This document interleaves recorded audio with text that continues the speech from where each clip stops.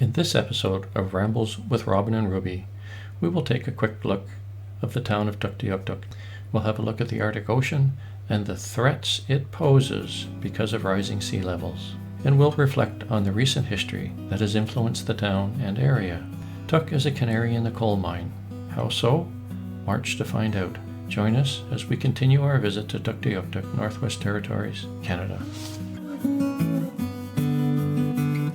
Tuktoyaktuk lies north of the Arctic Circle on the shores of the Arctic Ocean at the end of the Inuvik Tuktoyaktuk Highway.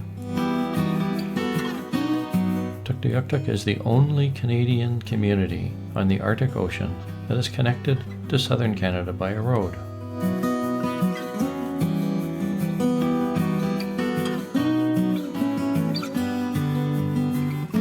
The landscape seen when approaching Tuktoyaktuk is generally flat subarctic tundra.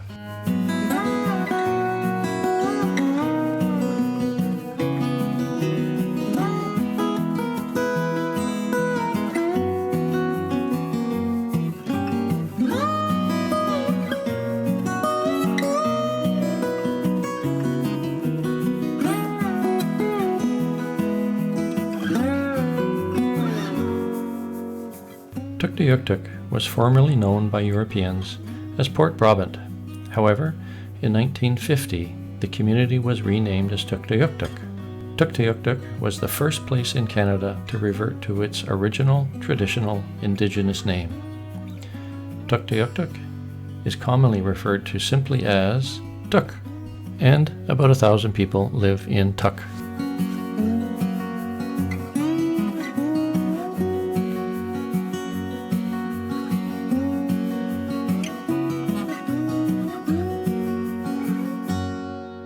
There is meaning to the name Tuktoyaktuk. Tuktoyaktuk is the anglicized form of the Inuvik place name, which means resembling a caribou. Caribou are common in the area, and according to a legend, a woman watched a caribou wade into the Arctic Ocean, where it turned into stone.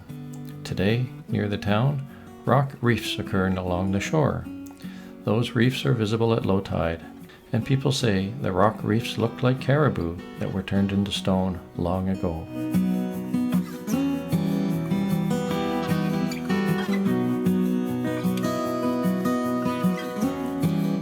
The indigenous Inuvik people have used the site for centuries as a place to harvest caribou and beluga whales.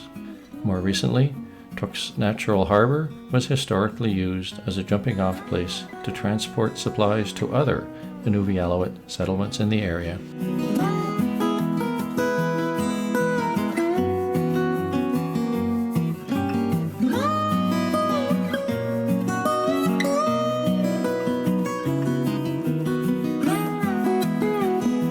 Between 1890 and 1910, many people in Tuk died from the flu. These were epidemics brought in by non-Indigenous people, many of whom were whalers.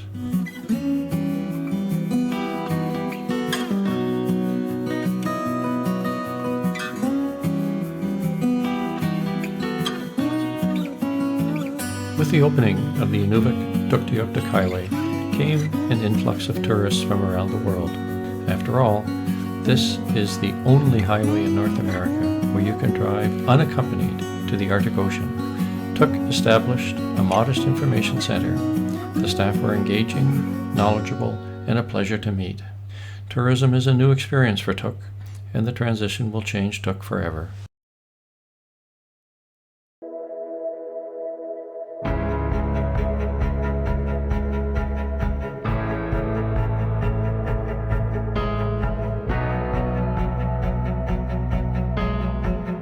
Our Lady of Lourdes was a Catholic schooner that sailed the Beaufort Sea in the Arctic Ocean during the 1930s and 1940s. She was used for mission work from 1931 until about 1955. For more than 20 years, she braved Arctic storms and shifting ice flows to deliver supplies to Catholic missions in the Arctic of Western Nunavut. But the vessel also had a darker side. She was involved in removing children from their families to attend residential schools. She has been on display in Tuk, near the Catholic mission, since 1982. Anglican and Catholic missionaries had a presence in Tuk, This is the grave of Father Robert Lemure, a Catholic priest who, in 1946, traveled from France to the Northwest Territories. He lived and was the resident priest in Tuktoyaktuk for about 25 years. He was awarded the Order of Canada in December 1982 for his roles as resident priest, as an educator, advisor, and friend, and his founding of the Tuk radio station CFCT, for which he was the main on-air personality. He is reported to have been committed to preserve and promote the local Indigenous culture.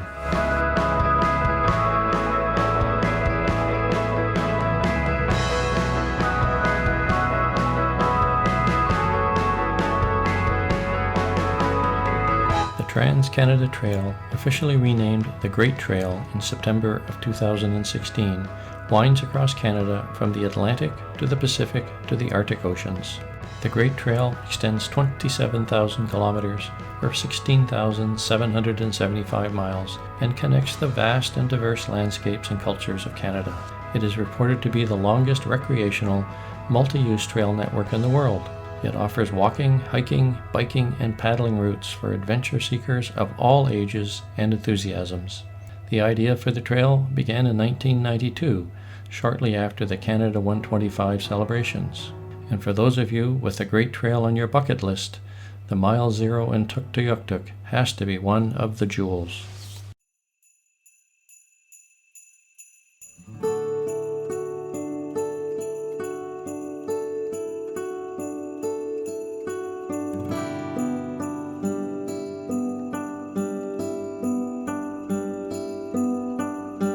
And now, finally, a clear view of the Arctic Ocean. This view is what has driven people from around the world to walk, to cycle, to motorcycle, to drive, and to fly to Tuktoyaktuk. For many, it is a place to pause, reflect, and write their social media post. They made it. The land travelers just completed a 926-kilometer or 575-mile journey from Dawson City, Yukon to Tuktoyaktuk, Northwest Territories in Canada, along the Dempster and the Inuvik Tuktoyaktuk highways. In my opinion, having seen a lot of Canada, this has to be Canada's epic trip.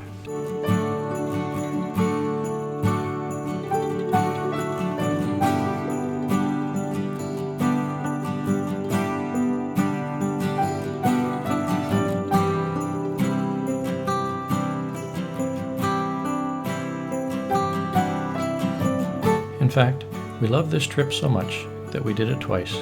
First in 2007, when we drove to Inuvik along the Dempster Highway and flew from Inuvik to Tuktoyaktuk, and then again in 2019, when we drove the entire way from Dawson City to Tuktoyaktuk.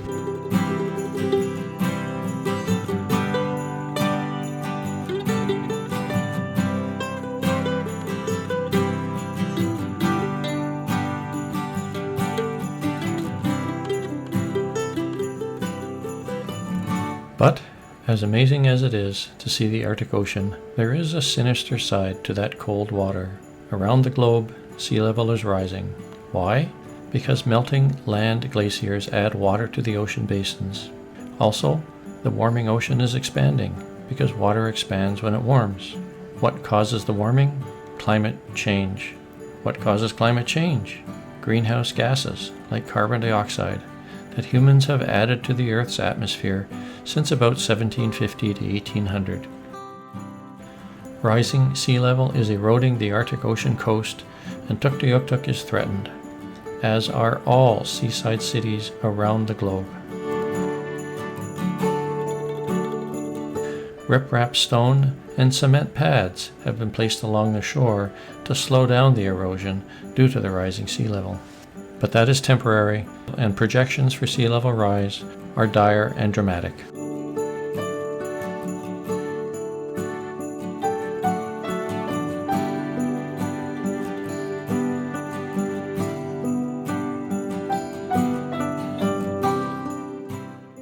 White-colored radar domes were installed as part of the Distant Early Warning Line, or DEW line. The radars monitored air traffic and were intended to detect possible attacks by the Soviet Union during the Cold War era.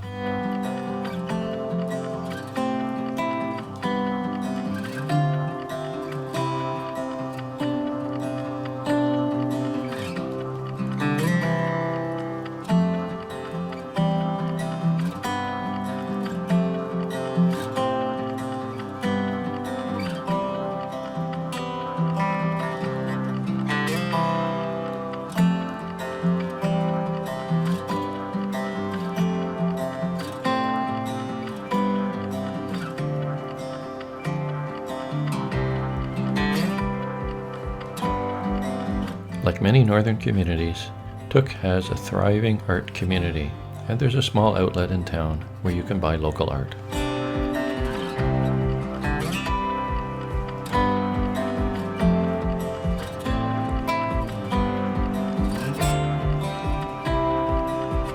Like many remote communities across Canada, Tuk also has a local general store called the Northern Store. The Northern Store sells groceries, hardware, clothing, footwear, gas, canoes, and even has an ATM money machine if you need to get cash. For you historians, the Northern Store was born of the Northwest Company, a fur trading empire that was founded nearly 300 years ago by Scottish traders in Montreal. The Northwest Company merged with the better-known Hudson's Bay Company in 1820, and in 1987, investors and employees bought out the most remote and northern Hudson Bay Company locations and rebranded them as the Northern Store.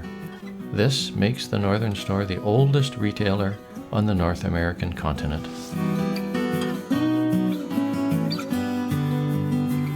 Policing in Tuk and area is provided by the Royal Canadian Mounted Police, or RCMP, who are informally known as the Mounties. In Canada, the RCMP are the Federal National Police Service. They provide law enforcement at the federal level and provincial policing in 8 of Canada's provinces, except Ontario and Quebec. They provide police service to 3 Canadian territories of Yukon, Northwest Territories, and Nunavut, and to more than 150 municipalities and 600 Indigenous communities. On the lighter side, despite their name, the Royal Canadian Mounted Police are no longer an actual mounted police service. Horses are only used at ceremonial events.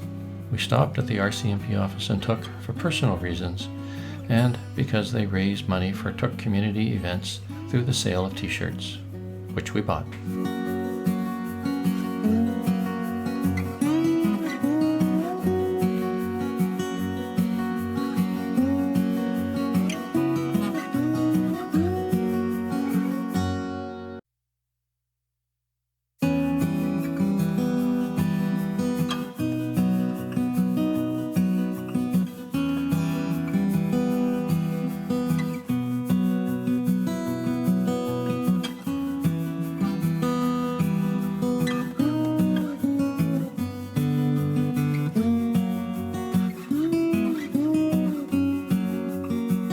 Tuk is served by the James Grubin Airport. The airport was originally built to serve the distant early warning line, or DEW line, in Tuktoyaktuk. Interesting, the site was chosen against the advice of the local Inuvik, who warned that the area was subject to high water flooding. Regardless, the airport was built, and later the airstrip had to be raised in order to prevent flooding. I smile at the irony of disregarding local Indigenous knowledge. In 1973, the airport was turned over to Transport Canada, bringing an end to military management and opening the airport up for regular civilian use. I close this video with the iconic view of the Inuvik Pingo, which I described in a previous video. The permafrost is melting. That is threatening the ice-filled Pingos. Tuktoyaktuk is the proverbial canary in the coal mine. It is the experiment in action that you can see with your own eyes. Tuk's very existence is threatened by rising sea level, which is a direct consequence of climate change. This is no joke. It is a reality that all coastal cities around the globe are facing today. These are the warnings to all of us that we are changing the world around us in a very negative way.